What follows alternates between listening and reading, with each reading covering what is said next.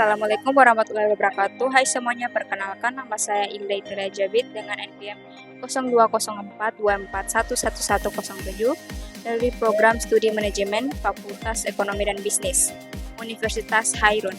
Di sini saya akan memberikan sedikit pemahaman tentang bagaimana cara menyajikan ekuitas dan komponen-komponennya secara mendalam.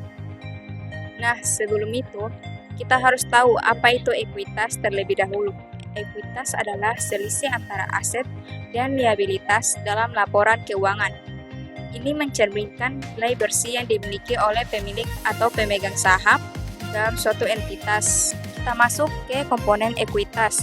Ekuitas terdiri dari beberapa komponen utama, antara lain yaitu modal disetor, yaitu jumlah uang yang diinvestasikan oleh pemilik saham atau pemegang saham. Contohnya saham biasa dan saham preferen. B ada laba ditahan, yaitu laba yang dihasilkan perusahaan yang tidak dibagikan sebagai dividen tetapi diinvestasikan kembali dalam bisnis. Fungsinya menunjukkan reinvestasi dalam pertumbuhan perusahaan. Yang ketiga ada cadangan atau dana yang disisihkan untuk tujuan tertentu seperti cadangan umum atau cadangan untuk dividen.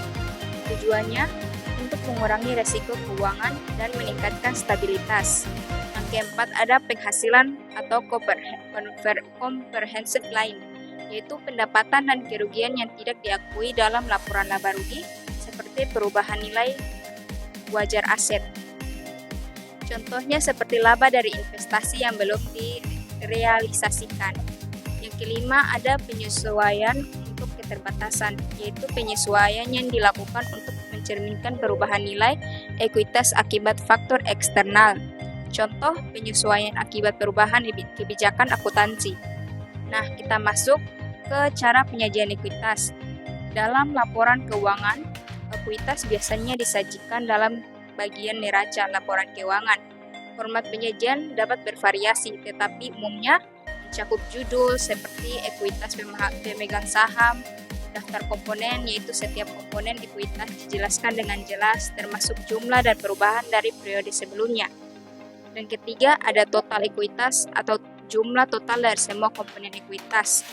Contoh kecil penyajian ekuitas seperti ini.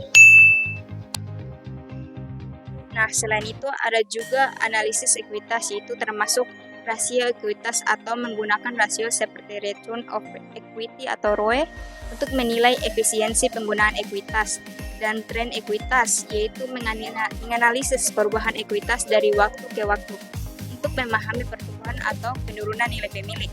Dan ada visualisasi menggunakan grafik atau diagram untuk menunjukkan komposisi ekuitas dan perubahannya dari tahun ke tahun, dapat membantu memangku kepentingan memahami informasi lebih baik. Yang terakhir itu ada catatan atas laporan keuangan, yaitu menyediakan informasi tambahan mengenai komponen-komponen ekuitas seperti kebijakan dividen atau perubahan dalam struktur modal. Kesimpulannya, penyajian ekuitas yang jelas dan terstruktur dalam laporan keuangan memberikan gambaran yang akurat tentang kesehatan finansial perusahaan. Pemahaman yang baik tentang komponen ekuitas penting bagi pemangku kepentingan dalam membuat keputusan investasi. Terima kasih telah menyimak video ini dari awal hingga akhir. Semoga apa yang telah saya sampaikan dapat memberikan wawasan baru dan bermanfaat untuk kalian semua. Itu saja dari saya. Jangan ragu untuk berbagi pendapat atau pertanyaan di kolom komentar jika kalian merasa video ini bermanfaat. Jangan lupa untuk like, share, and subscribe agar kita bisa terus berbagi informasi menarik lainnya. Sampai jumpa di video selanjutnya dan tetap semangat dalam mengejar pengetahuan. Terima kasih.